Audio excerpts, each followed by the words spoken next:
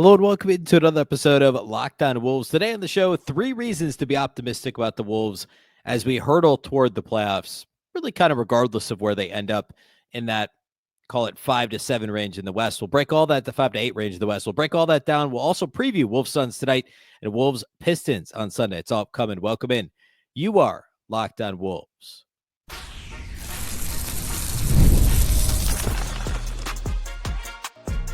You are Locked On Timberwolves, your daily Minnesota Timberwolves podcast. Part of the Locked On Podcast Network, your team every day. Hello and welcome to the Locked On Wolves podcast, part of the Locked On Podcast Network, your team every day. My name is Ben Beecken. I am the host of Locked On Wolves. Today's episode is brought to you by FanDuel. Right now, new customers can get $200 in bonus bets when your first $5 bet wins. Happy Friday, everybody. Happy weekend. And finally, happy Timberwolves game day. The Wolves got 3 much-needed days off this week, and they're finally back in action tonight against the Phoenix Suns. We'll talk about that matchup later in the show. We'll also talk about the upcoming matchup on Sunday against the Detroit Pistons, but a lot of other stuff to get to first. I want to talk about my take on reasons to be optimistic about the Wolves. Certainly not the only reasons, but the first ones that came to mind for me, why I still feel good about the Wolves' chances in the playoffs and their likelihood of potentially upsetting someone, or I guess potentially still getting the 5 seed or I guess in that case it would still be an upset technically, but winning in the first round at least in the playoffs. So we'll do all that on the show today. First, though, a big thank you off the top for making Locked On Wolves your first listen every single day. Of course, this show is free and available everywhere, including YouTube, as well as all of your favorite audio platforms. Wherever you like to listen to podcasts, you can find Locked On Wolves. You can also watch on the Locked On Sports Minnesota app on both Roku and Amazon Fire TV. And you can also subscribe to the daily newsletter at lockedondaily.com. You'll get an email to your inbox every day, Monday through Friday.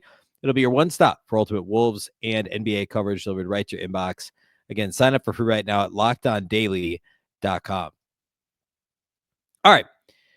Let's talk about reasons to feel good about the Timberwolves in the playoffs. I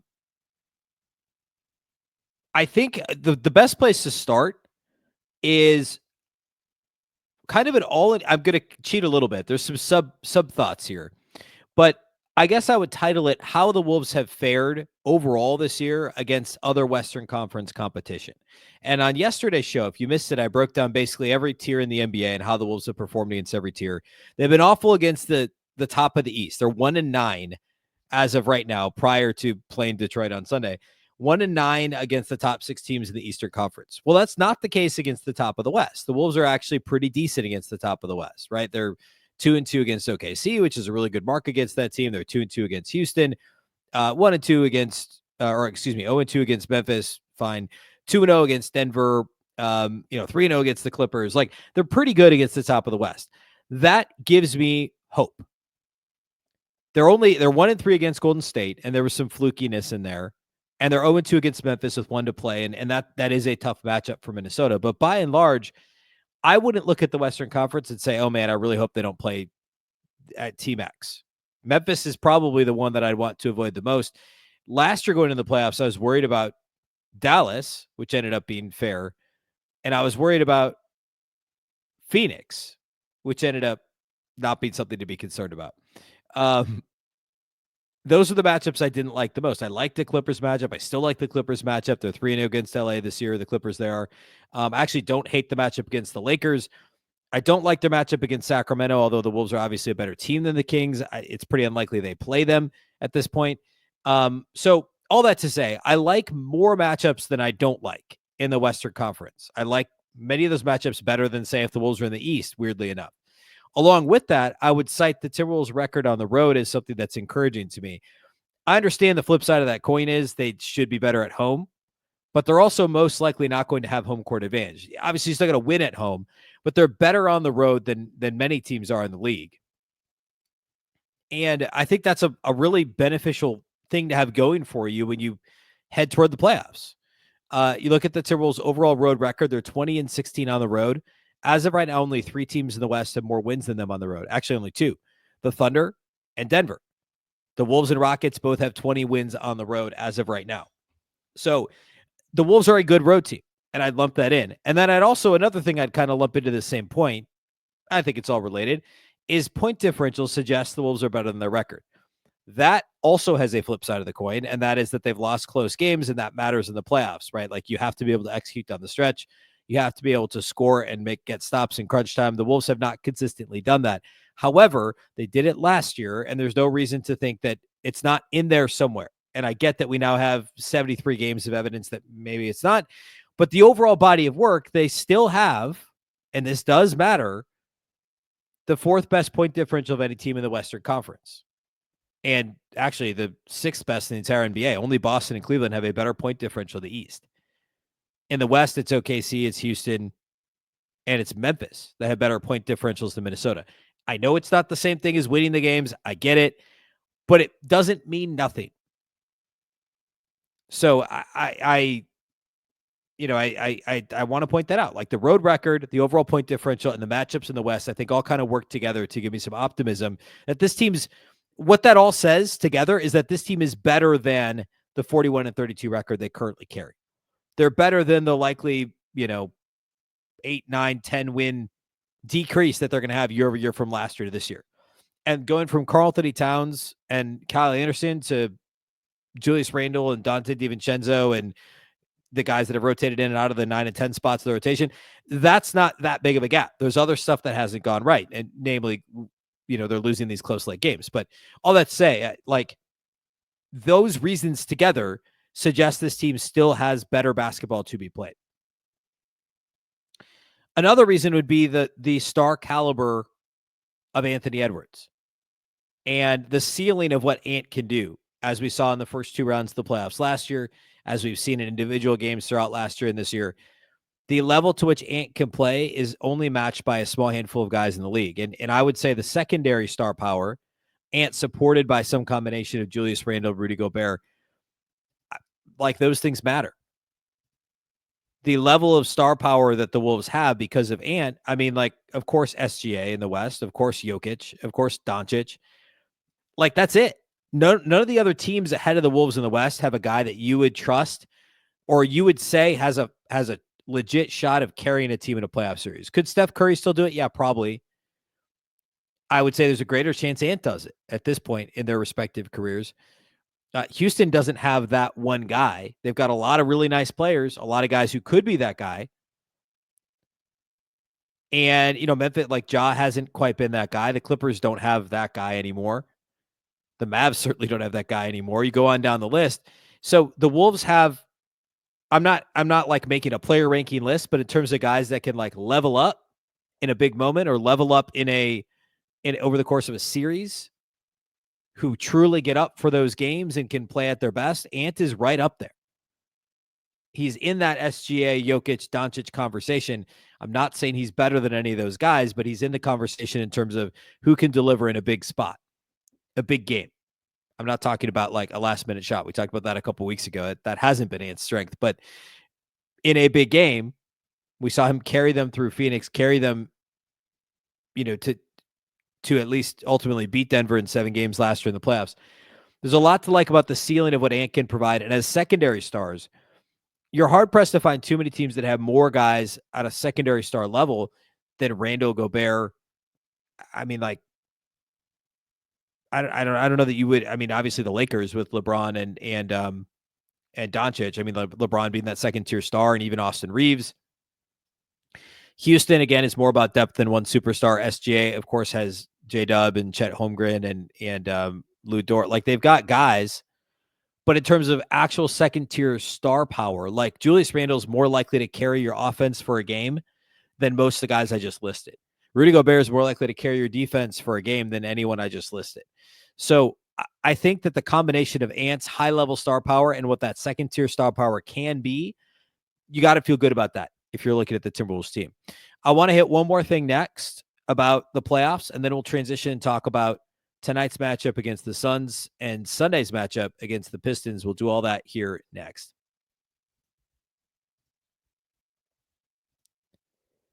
Today's episode of Locked On Wolves is brought to us by our title sponsors over at FanDuel. March Madness is here. It kicked back off second week of March Madness yesterday. FanDuel's giving you the chance to get in on the action like never before. Right now, new customers could get $200 in bonus bets. When your first $5 bet wins, that's 200 extra bucks to use on everything from buzzer beaters to Cinderella stories, and even who's cutting down the nets. Of course, if your bracket is busted, like many of us, you can head on over to FanDuel. Check out, maybe pick your favorites for this weekend. You're always in the game over there, whether there's underdogs you like or you just want to back the spreads, the totals, the game props, whatever it might be. There's tournament action, of course, every day this weekend, today, tomorrow, and Sunday. There's always something exciting to bet on. The FanDuel app is simple to use. When you win, you get paid instantly with no waiting around. I'll also mention tonight, Wolves Suns. The Timberwolves are, I think I saw 6.5-point favorites at FanDuel over the Suns. Bradley Beal is likely going to be out for this game. So the Wolves, you could back the Wolves at -6.5 tonight as of right now on FanDuel. Visit FanDuel.com and get in on the college hoops action all tournament long.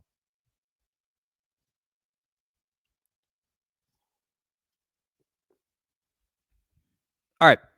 So my last point here on why I feel good about the Wolves as of right now is that the Timberwolves have shown an ability to win offensively in a variety of ways. Remember last year, the Timberwolves were not a top-tier offense. They were like 16th or something in offense at the end of the regular season. And for a lot of the year, they were in the bottom third. This year, they kind of languished around that 20th mark for a little while. And now they're a legit top 10 offense. They got all the way up to, I think, 8th in the Western Conference, or 8th overall in terms of offensive rating at cleaning the glass. They're now down at 10th because of this recent kind of losing 3 out of 4 games. But they can do it in a variety of ways. What do I mean by that? Well, sitting here right now, the Timberwolves are still top 5 in the NBA in three-point percentage as a team. Remember, they finished last year first. You look at what they can do from a shooting standpoint. They're 5th in frequency of three-point attempts in the league, and they're they're alone in 5th in the entire league in terms of percentage, 38.2%. Their three-point percentage. So they're top 5 in three-point frequency. You look at what they've been doing since January 1st on the offensive glass, and overall this season, I'm not talking just since January 1st with this stat. Overall this season, according to Cleaning the Glass's putback points per 100 plays. So how many points do the team score per 100 putback plays, which is a play off an offensive rebound that results in a shot, turnover, or free throws. The Wolves are 4th in the entire NBA. So they're top 5 in terms of putback points per 100 plays. They're top 5 in three-point frequency and percentage. They can beat you in multiple ways. They also don't play super fast, but they can play fast. They've shown a willingness and an ability to do that this year that they didn't necessarily do last year. Their overall frequency in transition isn't all that much greater. It is slightly greater. They're 16th in the league, but they're 9th in terms of frequency of running off of steals, and they're 7th in points per 100 plays or points per 100 transition plays. So they're top 10 in both those categories. Those are things the Wolves did not do with consistency last year. So the ability, the willingness to run off of steals, to generate turnovers, and then turn that defense into offense, and the ability, along with that, and the three-point percentage is part of this, but to be impactful outside the arc, to score there, to win games by shooting teams out of the gym. Over that 8-game winning streak that they had in early March, that was fueled by three-point shooting and a little bit by forcing opponent turnovers and getting open shots off of those turnovers in the open floor, the secondary break, etc. But it was fueled by three-point shooting, outscoring their opponents by 1 billion points every night in terms of scoring outside the arc. And earlier in the year, they were winning games in other ways as well. In January, when they were playing much better, it was because of offensive rebounding. It was because of points off of putbacks or second chance points off of possessions generated by offensive rebounds, even if they weren't literal putback shots, but getting fouled, getting three-point shots on kickouts off of offensive rebounds. And then, of course, the other way they can win offensively is Anthony Edwards doing Anthony Edwards things. And that's getting hot from 3. It's scoring off the bounce. Over the past several weeks, it's been getting to the line a lot more often. He's had, 20 free throw game, a 19 free throw game. So that's the way last year. The Wolves offense was inconsistent enough. It was, all right, we need Cat to get hot or we need Ant to go Ant on everybody. That was kind of it. There wasn't a whole lot of flow. Like there's a little bit of Conley Gobert pick and roll, but that kind of dried up in the playoffs. Like there wasn't a whole lot else you could go to. And this year's Wolves offense, even if it's not that much more creative, because I don't know that it is. I thought there was actually more creativity last year with Karl-Anthony Towns in the offense, more horn sets, more different things that Finch would do than what we've seen this year. But you have the anti-so to go to. You could lump in the Randle stuff. Like, they can go to Randle. He's not going to get double teamed when Anthony Edwards is on the floor with him. But I think the most encouraging thing is that they can beat you at the three-point shot. They can beat you on the offensive glass, which is a renewed focus, or really a new focus for them over the last several weeks, couple of months. And then they can also beat you because they have Anthony Edwards on their team. And secondarily, Julius Randle, if they need him. If they need Julius Randle to go score, at a higher usage, they could do that too. So that encourages me. And I know that overall it's still, it's the 10th best offense in the league. It's not a top 5 offense, but it's a lot better than it was last year. And overall, middle of the pack in terms of actual offensive rebound rate for the season, but they've been more efficient with their chances, and what they've done over the last couple of months has really elevated that. They're also turning the ball over a lot less. Like, don't look now, but what was a top 3, and as in like a league bottom 3 in the league in terms of bad turnover rate, like not a good thing, they're now 19th in turnover rate. So like, they've gotten out of that bottom tier of the league, and they're middle of the pack in free throw rate, they're middle of the pack in offensive rebound rate. But because they have, or they're a little better than the middle of the pack in free throw rate, they're actually top 10. But because they have the upside of Ant and the upside of their three-point shooting, they can handle middle of the pack in terms of turnover rate, offensive rebound rate, and maybe a little bit lower free throw rate than you'd like. But they can handle that because of the ceiling of Ant and the ceiling of the three-point shooting. And that's encouraging to me. I didn't feel confident about the Timberwolves offense going into the playoffs last year. They still managed to go to the conference finals on the strength of their defense, some great play from Ant. And by the way, this last year's defensive team was historically dominant, and we could probably argue the same thing about this year's Thunder defense. The Wolves are still 5th in defensive rating. Like, they're still a good defensive team this season. So let's not forget about that. All right. Let's move on and start talking matchups. The first matchup this weekend for the Wolves tonight, the Timberwolves have the Phoenix Suns. Of course, going back to last year, the Wolves are 7-0, including the playoffs, in their last 7 tries against Phoenix. Exactly a year ago, though, we were saying the opposite thing, or 50 weeks ago, I guess, a little under a year ago. The Phoenix Suns had just swept the Wolves in the regular season series last year going into the playoffs, and nobody felt confident about that series. In fact, when I did the series preview with Brendan Clean of Locked On Suns just under a year ago last year, he picked the Suns in 5. I picked the Suns in 6. I'll be accountable to that. I thought the Suns would win the series. I was petrified about Bradley Beal, Kevin Durant, about these guys, mid-range jump shooting the Timberwolves to death. Devin Booker, obviously. I was really scared about that, scared that would happen. Ended up not happening at all. The Wolves kind of flipped the script. Not kind of. They absolutely flipped the script for several reasons, and I want to dig into those a little bit. We'll talk about what the biggest advantages for the Wolves in the Phoenix matchup. I also want to talk a little bit about what's happened so far this year in this series where the Wolves are up 3-0 and which Wolves players have stood out most in this matchup. So we'll do that, and then we'll peek briefly ahead to Wolves Pistons because we've only seen Detroit once this year. We'll do all that here next.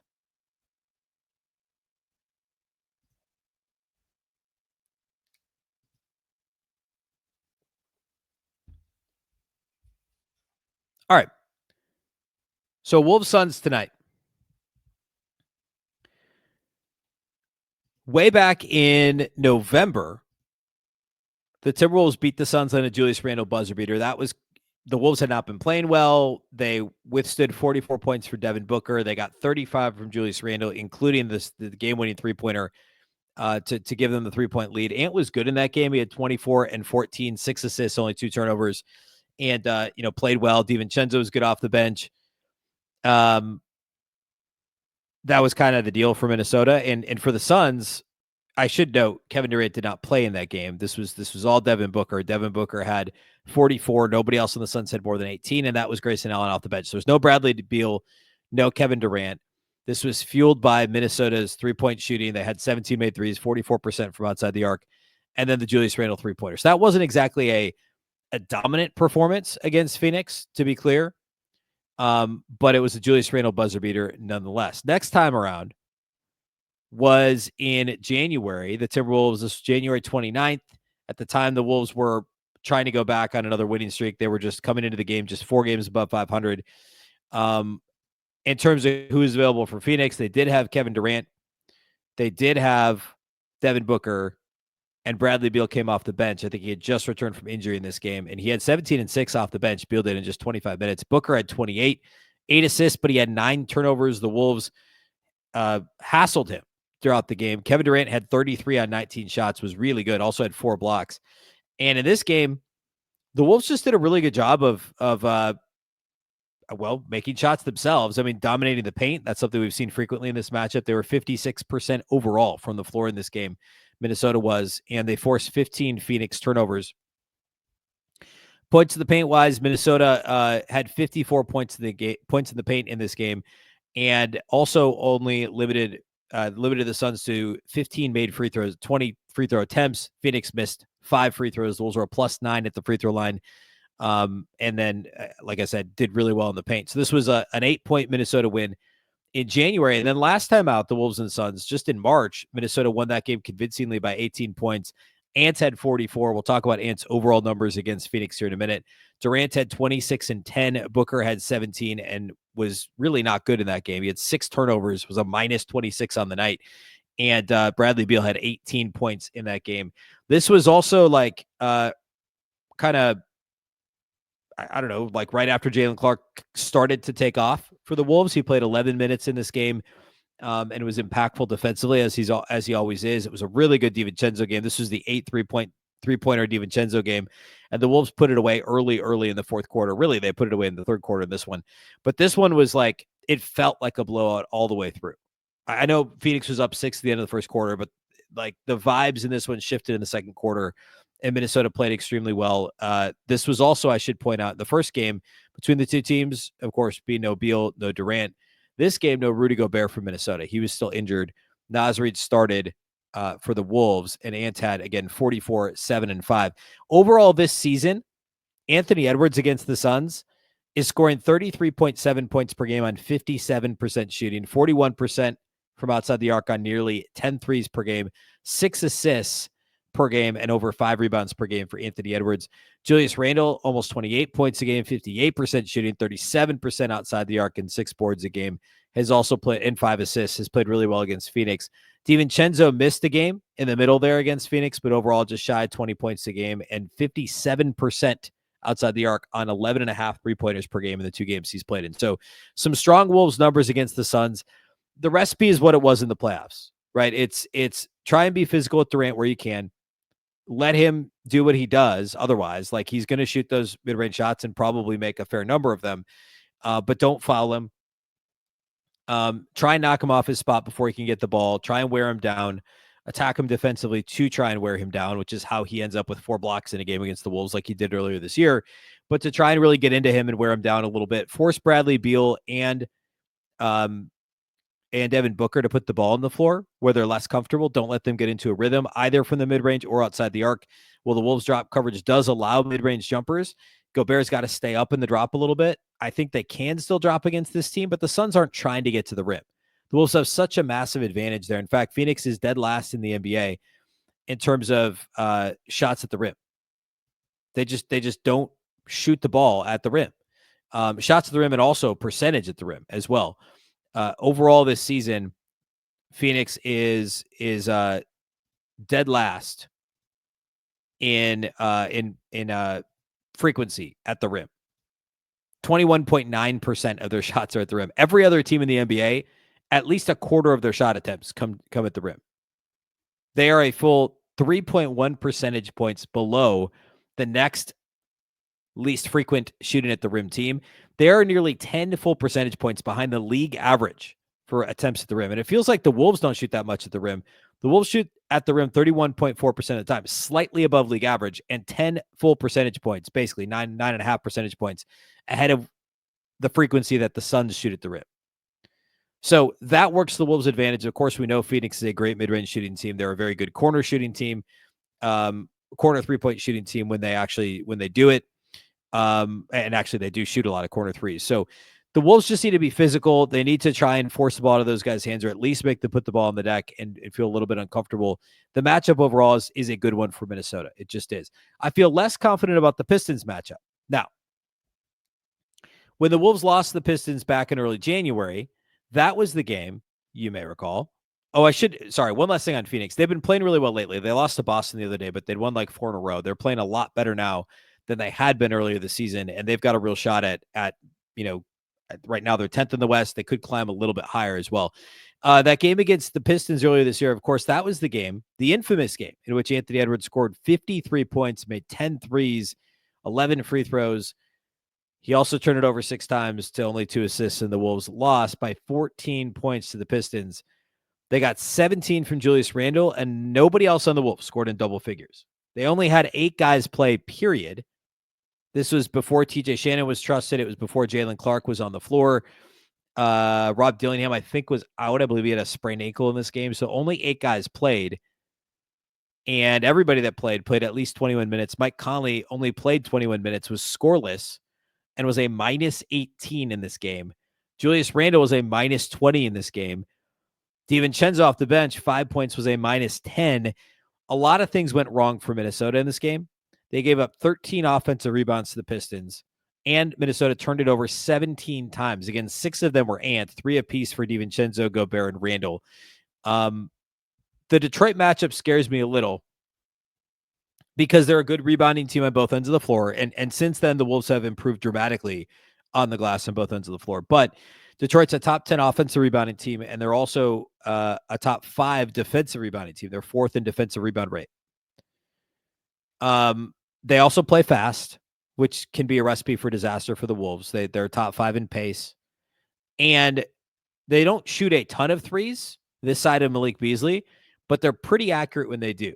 They're like 14th in the league in shooting in 3-point percentage. Malik Beasley shoots over 9 a game and makes 42%. Nobody else really shoots a ton other than Cade Cunningham and Tim Hardaway. Jaden Ivey, of course, is still out. But all that to say, this is a team that can get hot from 3 and they play fast, which is how the Wolves give up so many open threes, is in transition and on the secondary break, semi-transition. These trail threes that these guys get. Malik Beasley will step into threes all day, and the Wolves aren't great at contesting those at times, and that's when teams can get on a roll, get some confidence, and the Wolves can't slow them down. So I worry a bit about the rebounding ability, the ability to push the pace, and the ability to get hot from 3 for the Pistons. And also, they get to the free throw line a fair amount. They're 14th in the NBA in terms of free throw rate as a team, and the Wolves go in stretches, go in spurts, it seems, of defending without fouling and then just being completely unable to. And lately, they've really been struggling with defending without fouling, and that's a concern of mine in this game, too. Minnesota gave up 20 free throws to the Pistons last time they played them, but lately, the Wolves' defense has been even worse at that. So, I think the Wolves beat the Suns. I feel less confident about them beating the Pistons. I just don't like the matchup against Detroit on Sunday. Of course, we don't have a line for that yet, but I would be willing to bet the Pistons will probably be favored by a couple points in this game.